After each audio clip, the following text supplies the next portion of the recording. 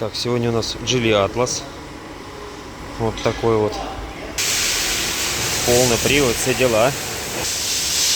И причина обращения — это стук в рулевой рейке. То есть вот так вот руль на месте мы влево-вправо двигаем. И там стучит так, что аж оглохнуть можно. Ну, полезли, мы сделали диагностику ходовки. И оказалось вот что, ребят. Не в рейке дело. А вот это вот соединение. Вон он, где болтик закручивает крестовинку с этим, с валом, который выходит из рулевой рейки. Он просто-напросто отпущен. И идет вот такой вот стук. Вот сейчас он есть. Сейчас я затяну. И потом вам пошатаю. Так вот сделал я маленькую трещоточку с головочкой на 12. И пробую затягивать. Фух. Ага, пошла чуть-чуть.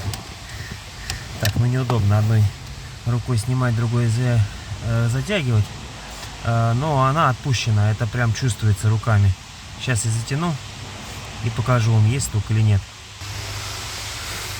Фух, так, затянул. А теперь слушаем.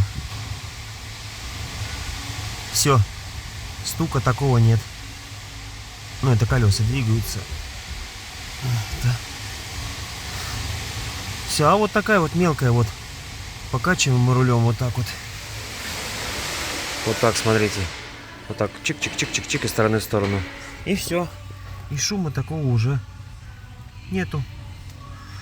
Вот и решили проблему со стуком в рулевой рейке.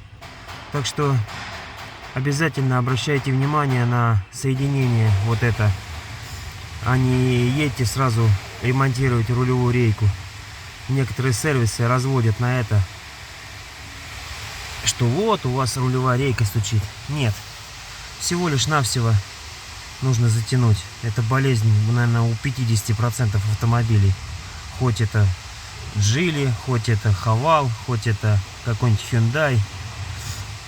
Да. И вы все время пишете: Китай говно.